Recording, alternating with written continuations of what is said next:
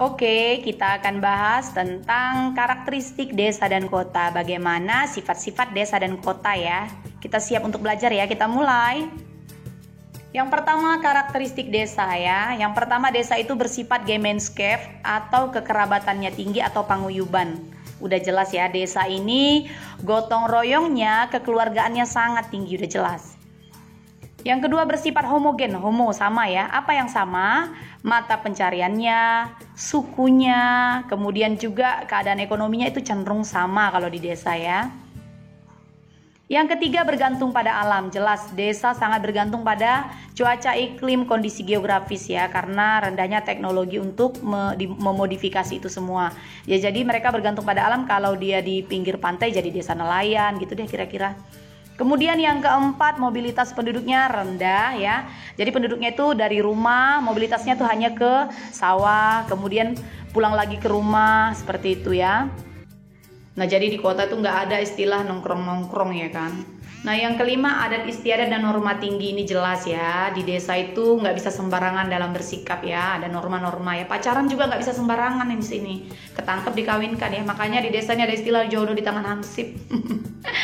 Nah yang keenam, jumlah penduduknya relatif sedikit ya. Nanti kita akan lihat di jenis desa, desa besar, desa kecil, nanti kita akan lihat ya. Nah jadi relatif sedikit atau sepi lah, bisa dikatakan desa itu sepi ya, kayak hatinya kamu. Nah yang ketujuh, orang desa cenderung percaya dengan tahyul, hal-hal mistis ya, hal-hal yang kurang rasional sih, tapi nggak semua orang desa juga, tapi cenderung seperti itu ya, mengkeramatkan sesuatu ya, cenderung seperti itu. Nah kemudian yang selanjutnya kita akan mempelajari karakteristik kota ya, bagaimana sifat-sifat kota itu sendiri ya. Nah yang pertama, kota bersifat Gesellschaft atau kekerabatan rendah atau patembayan. Udah jelas ya, di kota ini kuranglah kekerabatannya atau rendah. Nah yang kedua bersifat individualis atau ya cenderung materialistis ya. Individualis ini siapa lu siapa gue gitu, sama tetangga juga nggak kenal gitu ya. Itu biasa di kota. Kemudian cenderung materialistis ya, cenderung berorientasi pada uang, sibuk cari uang terus deh.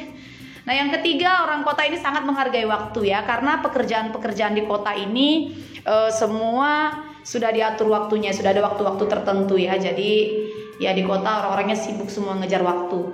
Nah kemudian yang keempat bersifat heterogen ya, atau beragam ya. Heterogen artinya beragam. Apa yang beragam?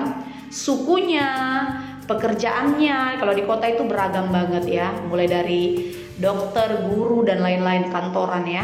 Nah yang kelima, tidak bergantung pada alam. Udah jelas di kota sudah banyak teknologi yang bisa membantu kita untuk menghadapi cuaca dan iklim ya. Jadi orang di sini mau keadaannya seperti apapun, mereka tetap beraktivitas ya, tidak bergantung pada alam, dan juga pekerjaannya juga tidak bergantung pada alam. Kemudian yang keenam, mobilitas penduduknya tinggi ya, atau pergerakan penduduk tinggi. Coba kita lihat di jalanan, kita pergi ke jalan raya. Aduh, dari pagi sampai malam orang nggak berhenti bergerak ya, nggak berhenti melakukan mobilitas ya, kesana kemari, itu udah jelas.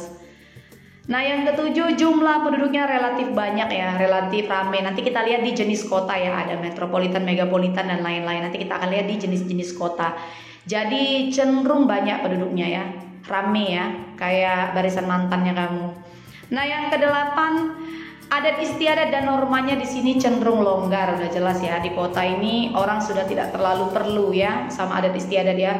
Baik cara berpakaian, cara berbicara, cara memperlakukan orang yang lebih tua di sini cenderung kurang ya. Ya pokoknya kita juga harus belajar karakter-karakter dari orang desa ya. Nah kemudian yang kesembilan, orang di kota cenderung berpikir rasional ya, berpikir yang logis ya, tidak percaya dengan hal-hal mistis atau tahyul ya, seperti itu ya. Oke, sampai bertemu di materi selanjutnya. Tetap semangat, tetap sehat ya. Terima kasih sudah menonton.